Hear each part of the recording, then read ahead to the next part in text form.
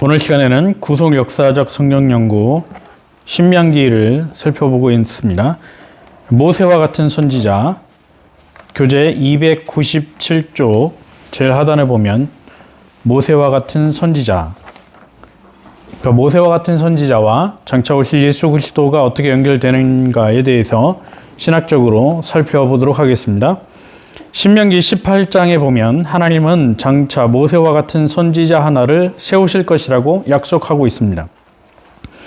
298쪽에 보면 신명기 18장 18절에서 19절에 내가 그들의 형제 중에서 너와 같은 선지자 하나를 그들을 위하여 일으키고 내 말을 그 입에 두르니 내가 그에게 명령하는 것을 그가 무리에게 다 말하리라. 누구든지 내 이름으로 전하는 내 말을 듣지 아니하는 자는 내게 벌을 받을 것이요. 모세가 스스로 이야기하는 것이 아니고 하나님께서 이스라엘 백성들에게 주신 예언의 말씀입니다. 하나님께서 이스라엘 백성들 중에 모세와 같은 선지자 하나를 세우실 것이다. 그리고 하나님의 말씀을 그 모세와 같은 선지자의 입에 두실 것이다. 그리고 19절에 보면 만약에 하나님이 세우시는 선지자의 말을 듣지 않으면 벌을 받을 것이다. 이렇게 말씀하고 있습니다. 그런데 우리 구약 성경은 이것을 마소라 사본에서 번역을 했기 때문에 벌을 받을 것이다. 이렇게 번역을 해 놓았습니다. 그러니까 좀 의미가 약한 것이죠. 벌을 받는다라고 하는 의미는 약한 의미입니다. 그런데 이 말씀을 다시 신약 성경에서 베드로가 인용하는 것을 볼 수 있습니다. 베드로가 인용한 내용에 보면 멸망을 받을 것이다 이렇게 되어 있습니다. 그러니까 베드로가 인용한 구약의 말씀은 70인경을 인용한 것이고 그래서 거기에는 멸망을 받는다라고 되어 있고 마소라 사본에는 벌을 받는다라고 되어 있습니다. 그래서 우리 성경은 마소라 사본을 번역했기 때문에 벌을 받는다라고 되어 있지만 신약 성경에 베드로가 인용한 성경에 우리 성경 신약 성경에는 멸망을 받는다라고 되어 있어요. 의미가 완전히 다른 것이죠. 벌을 받는다라고 하는 것은 단순한 벌이지만 멸망을 받는다라고 하는 것은 나라가 멸망하는 것을 의미합니다. 그래서 학자들은 70인경에 나오는 말씀을 더 원문에 가까운 번역이다 이렇게 봅니다. 그런데 여기 나와 있는 말씀대로 하나님께서 세우시는 모세와 같은 선지자의 말을 듣지 않는 경우 멸망을 받는다 이렇게 말씀을 하고 있는데 이 예언의 말씀대로 1차적으로 AD 70년에 예루살렘이 멸망을 했고 이스라엘은 완전히 세상에서 사라지게 됩니다. 그리고 궁극적으로 보면 종말에 이 말씀이 성취되는 것이죠. 예수 그리스도를 믿지 않는 불신 세상은 완전히 지옥 형벌을 받게 되는 것을 예고하고 있는 것입니다. 그래서 신명기 18장에 나오는 이 말씀은 장차 오실 예수 그리스도와 연결이 되는 말씀이죠. 개혁주의 성경신학자인 게랄더스 보스는 선지자에 대해서 이렇게 이야기합니다. 선지자는 히브리 말로 나비, 이 나비라고 하는 것은 성신, 성령에 의해서 쏟아져 나오듯이 말하는 자 이렇게 보스 박사가 이해하고 있습니다. 그래서 우리는 나비라고 하는 이 신을 위한 정규적인 대변자로 정해진 사람으로 그의 말에 신적인 권위가 있는 이라고 이해해야 된다. 그렇게 설명하고 있습니다. 298쪽 제일 마지막 단락에 보면 모세는 레위지파 고핫의 자손이다. 그는 이스라엘의 구원자로 지도자로 예언자로 선지자로 활동했다. 그의 사역은 대단히 많았다. 지도자 즉 왕의 역할을 감당했고 예언자 즉 선지자의 역할도 감당했다. 그래서 아주 독특한 직분을 감당하게 된다. 왕이면서 예언자의 직분은 메시아의 것과 거의 같다. 그러나 그는 약속의 메시아가 아니라 지금도 유대인들은 모세를 아주 특별한 존재로 띄워놓고 숭배하는 것을 볼 수 있습니다. 그래서 모세가 한 말, 모세 오경 같은 경우는 목에 칼이 들어와도 지키는 말씀으로 이해하고 있습니다. 그러나 신약 성경에 비추어서 봤을 때 모세라고 하는 인물 자체가 그렇게 대단한 것이 아니고 모세는 그림자로서 장차 오실 메시아의 선지자직과 왕의 직분에 대한 그림자로 이해하는 것이죠. 그러므로 이스라엘 민족에게 모세는 아주 중요한 인물이고 대단히 존경을 받는 사람이라고 볼 수 있는 것입니다. 모세 자체가 중요한 것이 아니고 그가 감당했던 그 직분이 장차 오실 메시아의 직분에 대한 그림자였기 때문에 중요하다라고 하는 것이죠. 299쪽 세 번째 단락에 보면 장차 모세와 같은 선지자 하나를 보내실 분은 하나님이시라고 밝히고 있다. 다시 말해서 모세와 같은 역할을 하는 위대한 선지자가 올 것이라는 예언의 말씀입니다. 그런데 그 선지자는 하나님께서 친히 세우실 것입니다. 선지자를 주시는 분은 하나님이시죠. 이스라엘 백성들이 모여서 투표로 뽑는 것이 아니었습니다. 모세가 스스로 이스라엘의 선지자가 된 것이 아니고 하나님께서 그를 지목하여 세우신 것입니다. 이처럼 하나님께서 세우시는 선지자는 신적인 허락으로 세워지는 것이지 자신이 하고 싶다고 해서 되는 것이 아니라고 하는 것이죠. 계속해서 300쪽 두 번째 단락에 보면 하나님께서 보내시는 메시아는 화려하고 부자인 헤롯이 아니라 말구유에서 태어나신 예수님이셨다. 그 예수님께서 하나님께서 약속하신 바로 그 모세와 같은 선지자였다라고 하는 것입니다. 그래서 하나님의 아들 예수 그리스도께서 유다지파 출신인 마리아에게서 나신 것이죠. 이것은 신명기 18장의 선지자에 대한 예언을 이루시기 위함이었습니다. 300쪽 네 번째 단락에 보면 벌을 받을 것이요 라고 하는 것은 히브리어 성경에는 에드로시라고 하는 단어로 되어 있습니다. 그런데 문법적으로 보면 이 단어가 미완료형이에요. 그러니까 지금 당장 이루어진 것이 아니고 앞으로 미래에 이루어질 것을 예언하고 있는 의미입니다.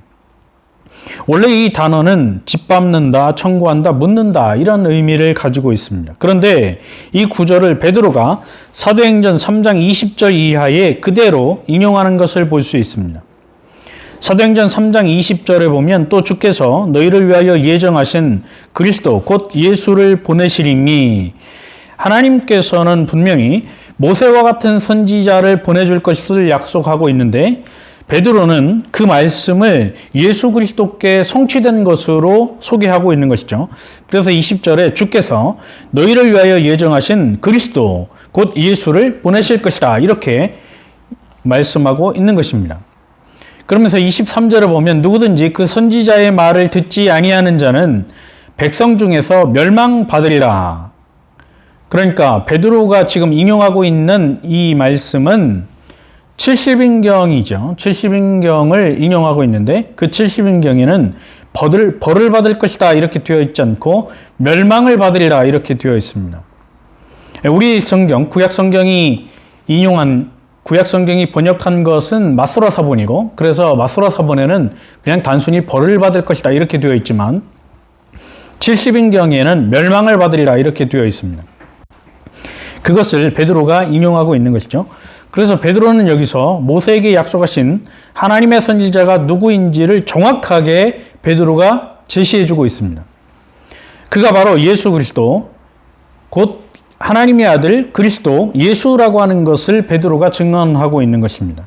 하나님은 예수님을 예정하사 세상에 보내시기로 하셨고 실제로 하나님은 예수님을 이 땅에 보내주셨습니다.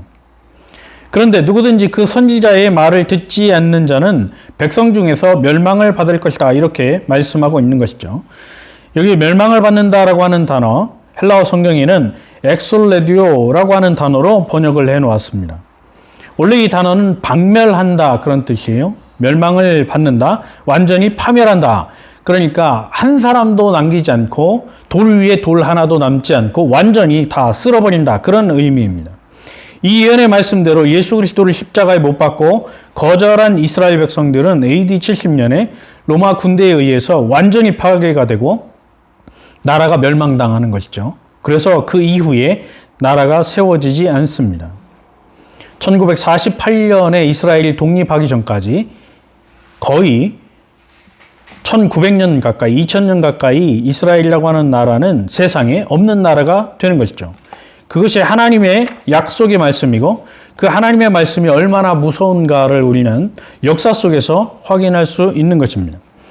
302쪽에 보면 세 번째, 하나님의 율법과 규례. 소지엘 박사는 하나님의 율법과 규례에 대해서 다음과 같이 강조하였다. 하나님께서 이스라엘 백성들을 애굽에서 구원하신 목적은 그들이 자기 멋대로 살아가도록 하기 위한 목적이 아니었다. 오직 하나님을 섬기고 하나님의 종이 되게 하기 위해서였다. 하나님의 종이 되어서 하나님 여호와의 언약을 준수하기 위해서였다. 지켜도 되고 안 지켜도 되는 그런 것이 아니었다. 다시 말해서 하나님의 율법, 하나님이 주신 율법 규례라고 하는 것은 이스라엘 백성들이 자기 멋대로 살아가도록 주는 것이 아니고 하나님의 백성, 언약 백성이 어떻게 하나님의 백성으로서 살아가야 되는지에 대한 삶에 대한 기준, 신앙에 대한 기준으로 주신 것이다. 이런 말씀이죠. 그래서 이 하나님이 주신 율법과 규례를 자세히 보면 하나님의 사랑과 공의를 바르게 이해할 수 있도록 우리에게 알려주고 있습니다. 하나님의 율법과 규례를 지켜 행하면 하나님의 뜻을 바르게 이해할 수 있습니다. 그러나 하나님의 율법과 규례를 지키지 않으면 하나님의 뜻을 이해할 수 없는 것이죠. 그래서 제멋대로 살아가게 되는 것입니다. 하나님의 율법과 규례라고 하는 것은 그들이 죄인이라고 하는 것을 깨닫게 하고 하나님만 경배하는 길이 사는 길이다. 이것을 보여주고 있는 것입니다. 다시 말해서 하나님의 구원받은 백성이 살아가는 데 있어서 기준이 되고 필요한 법이 된다라고 하는 것입니다. 그래서 예수님께서 세상에 오셨을 때 이것을 지적하시고 깨닫게 하셨습니다. 신약에 예수님께서 오셨을 때 예수님은 참 구원이라고 하는 것은 예수 그리스도를 믿음으로만 된다는 사실을 가르쳐 주셨습니다. 이것이 바로 요한복음 3장 16절 말씀이죠. 바울은 이것을 강력하게 선포하고 전했습니다. 로마서 5장 17절에 바울이 이것을 다시 한번 강조하는 것을 볼 수가 있습니다. 그래서 303쪽 두 번째 단락에 보면 소재열 박사는 로마서를 설명하면서 복음과 율법의 관계에 대해서 다음과 같이 설명하였다. 율법은 하나님의 언약의 말씀이다. 구원받은 하나님의 백성들이 하나님과 맺은 언약을 지켜야 한다. 이것은 당연한 언약 백성들의 책임이자 의무이다. 이 책임과 의무는 의문에 속한 것이 아니라 예수 그리스도를 통한 새 언약에 근거를 둔다. 다음은 그 언약을 지키지 않을 때 그 언약의 말씀이 언약을 범한 자들에게 제재를 한다. 죄를 깨닫게 하고 하나님 앞에서 발견된 자신의 죄를 회개하게 한다. 로마서에서 이 부분을 이야기하는 부분이 많다는 것이다. 그래서 율법과 복음에 대해서 구체적으로 로마서에서 밝혀주고 있는데 로마서에서 밝혀주는 율법과 복음의 관계라고 하는 것은 역시 하나님의 언약 백성들이 이 땅을 살아가는 데 있어서 신앙과 삶에 대한 기준, 하나님의 언약 백성으로서 이 땅을 어떻게 살아가야 되는가, 죄를 멀리하고 하나님 앞에서 언약 백성답게 살아가는 그 기준이 바로 율법이라고 하는 것이죠. 이것을 사도 바울이 강조하고 있는 것입니다.